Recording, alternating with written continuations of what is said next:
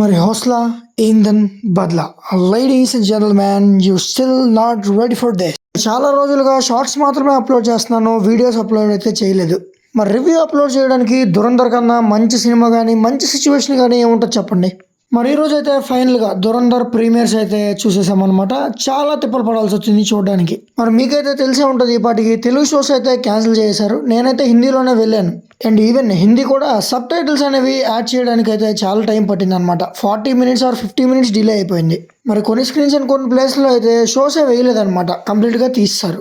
Review అయితే 10 గంటలకే రావాలి, బట్ లేట్ అయిపోవడం వల్ల మార్నింగ్ అయితే అప్లోడ్ చేస్తున్నాను అనమాట.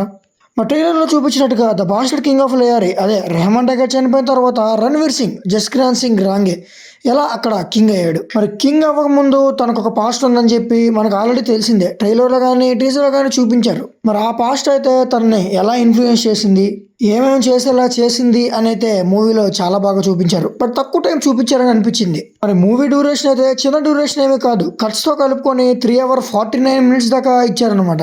మరి అంత 3 hours 40 minutes ఇచ్చినా సరే సినిమాని అయితే అందరూ అలా చూస్తుండిపోయారు. ఈవెన్ లాంగ్వేజ్ రాని వాళ్ళు కూడా చాలామంది అయితే మా స్క్రీన్లో ఉన్నారు. అండ్ ఇంకా చికాకు పుట్టించే విషయం ఏంటంటే మా స్క్రీన్లో సబ్ టైటిల్స్ అయితే వేయలేదనమాట. మనకైతే పర్లేదు, బట్ వాళ్ళకైతే అర్థం కాకపోయినా సరే చూసేస్తున్నారు. మరి మీకైతే నేను ఎప్పుడు ఈ విషయం చెప్తూనే ఉంటాను, ఇప్పుడు కూడా మళ్ళీ చెప్తున్నాను. ఒరిజినల్కే వెళ్ళడానికి అయితే ట్రై చేయండి. డబ్బింగ్ అయితే బాగానే ఉంది, ట్రైలర్లో వరస్ట్గా అయితే లేదు. జనరల్లీ డబ్బింగ్స్ బాగోవు. మరి యానిమల్ మూవీలో అయితే రణబీర్కి చెప్పిన డబ్బింగే రణవీర్కి కూడా చెప్పినట్టు అయితే ఉందన్నమాట.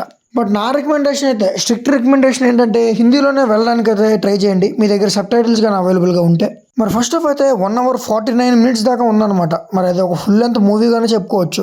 మరి అంత మూవీ ఉన్నా సరే ఒక్క క్షణం కూడా బోర్ అయితే కొట్టదనమాట.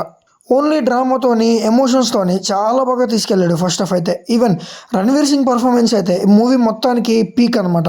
మరి స్పైగా ఉండిపోయాడు, సైడ్ అయిపోయాడు. రెహమాన్ టార్గెట్ అయితే ఓవర్ షాడో చేస్తాడని చాలా క్రిటిసిజం అయితే వచ్చిందనమాట ఫస్ట్ పార్ట్కి. మరి ఆ క్రిటిసిజం అంతా ఒక్క సింగిల్ ఎక్స్ప్రెషన్తో అయితే మార్చేశాడు రణ్వీర్ సింగ్ ఫస్ట్ హాఫ్లోనే. ఫస్ట్ 10 to 20 minutes ఆ ఓపెనింగ్ సీన్ చూసే మీకు అయితే అర్థమైపోతుంది మనం ఈరోజు ఖచ్చితంగా సరైన మూవీ అయితే చూడబోతున్నామని. మరి అలాగని మీకు ఫీలింగ్ వస్తే తప్పులేదు, అలాంటి ఫీలింగ్ అయితే వస్తుంది. వచ్చినా కూడా ఆ ఎక్స్పెక్టేషన్స్ రీచ్ అవుతుంది. మరి యంగ్ లుక్లో అయితే రణ్వీర్ సింగ్ గారు చాలా బాగా కనిపించారనమాట. ఆ లుక్ కోసం నార్మల్ వెయిట్ నుంచి 15 kgs తగ్గి అండ్ బల్క్ లుక్ కోసం 30 kgs పెరిగాడు. మరి సినిమా మీద ఆ లెవెల్ డెడికేషన్ ఉంది కాబట్టి అండ్ పీక్ యాక్టింగ్ స్కిల్స్ అయితే రణ్వీర్ సింగ్లో ఎప్పటి నుంచో ఉన్నాయి. మీలో ఎవరైనా పాత రణ్వీర్ సింగ్ సినిమాలు కానీ చూసుంటే మీకు తెలిసే ఉంటుంది, గల్లీ బాయ్ దగ్గర నుంచి. మరి వర్స్టాలిటీకి రణ్వీర్ సింగ్, రణబీర్ కపూర్ పెట్టింది పేరు. మరి డిప్ అయ్యే ఫీలింగ్ అయితే ఎవరికి రాదనమాట. ఒకవేళ మీ ఫ్రెండ్స్లో ఎవడైనా డిప్ అని కానీ ఇంకేమైనా అలాంటివి చెప్తే మాత్రం వినొద్దు ఖచ్చితంగా. మరి ఈ కేటగిరీలో ఒక మెయిన్ కేటగిరీ అయితే ఉంది, ఆ కేటగిరీకి దూరంగా ఉండాలి. అదేంటంటే ఏ ఫిలింకి సెకండ్ పార్ట్ వచ్చినా సరే ఫస్ట్ పార్ట్ రేంజ్ లేదురా అని చెప్పి అంటారనమాట. ఎలాంటి ఫిలిం అయినా సరే, అది ఎలా తీసినా ఎవరు తీసినా సరే. మరి అలా చెప్పేవాళ్ళు కూడా మీకైతే తగులుతారు. మరి అలా చెప్పేవాళ్ళు కూడా అస్సలు నమ్మొద్దు.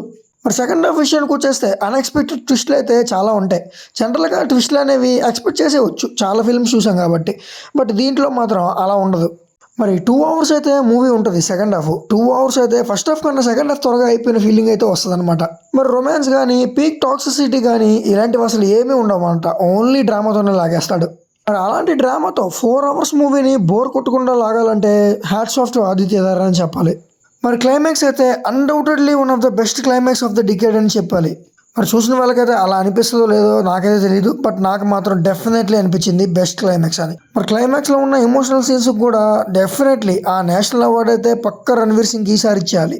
మరి పద్మావత్ దగ్గర మిస్ అయింది, బాజీరావు మస్తానా దగ్గర మిస్ అయింది, గల్లీ బాయ్ దగ్గర కూడా మిస్ అయింది, ఇక్కడ మాత్రం మిస్ అవ్వదు అనమాట. మరి ఆ లెవెల్ పర్ఫార్మెన్స్ అయితే రణ్వీర్ సింగ్ ఇచ్చారు, ఆ level writing and screen play అయితే ఆదిత్య ధార్ గారు ఇచ్చారు. మరి ఫిలింలో అయితే కొన్ని క్యారెక్టర్లు కూడా మొత్తం చూసాక ఇగ్నోర్ చేస్తారేమో అని ఫీల్ వస్తుంది. బట్ యా, అన్నెసరీగా ఇగ్నోర్ ఏమీ చేయలేదు, జస్టిఫైడ్గానే ఉంది ఫిలిం మొత్తం, దాంట్లో అయితే తప్పేమీ లేదనమాట. మరి ఫిలింకి అయితే ఫైనల్గా నేను ఇచ్చే రేటింగ్ అయితే 8.7/10. మరి అన్డౌటెడ్లీ ఫైనల్గా ఒకే మాట చెప్పాలన్నమాట, one of the greatest sequel అనమాట ఇండియన్ హిస్టరీలో ఇది. మరి ఒక 5 days తర్వాత ఫ్యామిలీతో వెళ్ళాలనుకుంటే ప్లాన్ చేసుకోండి, ఎందుకంటే అప్పుడు డాల్బీ సౌండ్లో అయితే వస్తుంది అనమాట ఫిలిము. మరి నేనైతే ఫిలిం లేపేసే లోపు 3 to 4 times అయితే చూసేస్తాను ఎలా అయినా. Thanks for watching. Subscribe to the channel, like the video and share it to your friends.